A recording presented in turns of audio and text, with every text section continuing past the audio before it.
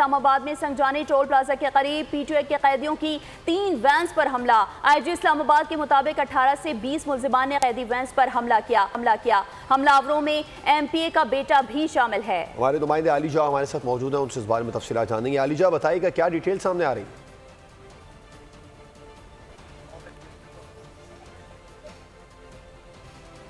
इस्लामाबाद में संजानी toll plaza के करीब पीटीआई के कैदियों की 3 वैन्स पर हमला। आईजी इस्लामाबाद के मुताबिक 18 से 20 मुल्जिमान ने कैदी वैन्स पर हमला किया।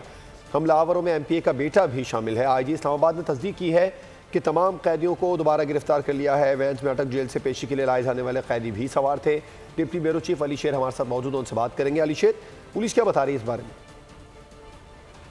संजानी टोल प्लाजा के करीब जो है वो 3 कैदी वैन्स थी और उन कैदी वैन्स जो है उनके ऊपर एक मुबैना हमला हुआ है जिसमें कहा गया है कि दर्जनों के करीब जो लोग थे उन्होंने हमला किया और इस हमले का निशाना कैदियों को छुड़ाना था। इन कैदियों के बारे में ये बताया जा रहा है कि जो ये लोग मुख्तलिफ औकात में गिरफ्तार किए गए थे और इनका तल्लुक जो है वो पुलिस का ये बताना है कि ये पीटीआई के मुख्तलिफ जो मुल्ज़मान हैं उनको गिरफ्तार किया गया था और उनको अटक जो जेल है वहाँ से मुंतकिल की जा रही थी। तो इस दौरान में ये हमला किया गया और जो मुल्ज़मान थे उनको छुड़ाने की कोशिश की गई। अब पहले इब्तदाई तौर पे पुलिस का ये कहना था कि कुछ लोग जो है वो फरार हो गए हैं। एक एमपीए का बेटा जो था वो भी इसमें शामिल था, जो जिनको छुड़वाना मकसद था। लेकिन अब पुलिस का जो मौक़िफ़ सामने आया है वो ये कि हमला जो है उसको नाकाम बना दिया गया है। ताहम पुलिस की जो कैदी वैन्स हैं उनको तोड़ा गया है, उनके शीशों को तोड़ा गया है और इस तरह से ये हमला नाकाम बना दिया गया है। और इस वक्त पुलिस जो है वो सर्च ऑपरेशन कर रही है उन हमलावरों की तलाश के लिए जो संजानी टोल प्लाजा के राउंड अबाउट में मौजूद थे और पुलिस पे हमलावर हुए। जी तो अली शेर बताइएगा मुसद्दिका तौर पर कितनी इत्तलात हैं कि कितने कैदी फरार हुए और मजमूई तौर पर कितने कैदी सवार थे वैन्स में?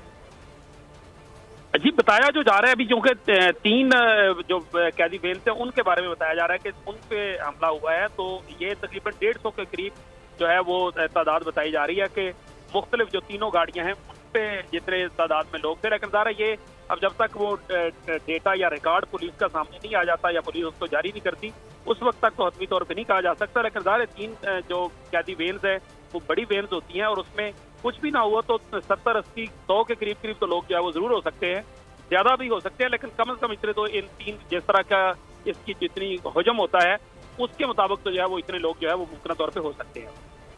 अच्छा अली शेर, ये भी बताएगा मुल्जिमान की जानिब से फायरिंग भी की गई थी, इसके नतीजे में किसी के जख्मी होने की इतलात मौसूल हुई थी?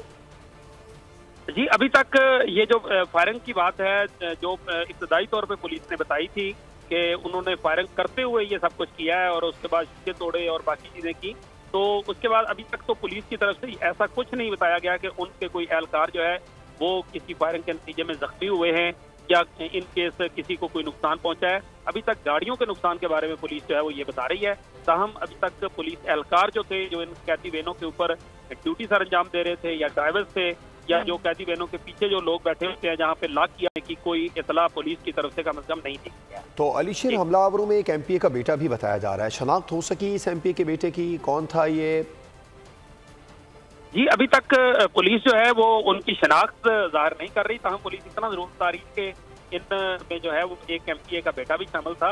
लेकिन अभी तक उस कौन एमपीए था, किस हल्के से था, खैबर पख्तूनख्वा के किस हल्के से था, क्या सिचुएशन थी, इसके बारे में अभी तक पुलिस जो है वो खामोश है। ठीक, और इस बारे में क्या इत्तलात हैं कि तमाम कैदी जो फरार हुए थे उन्हें दोबारा गिरफ्तार कर लिया गया, उनकी गिरफ्तारी कर दोबारा छापे मारे जा रहे हैं?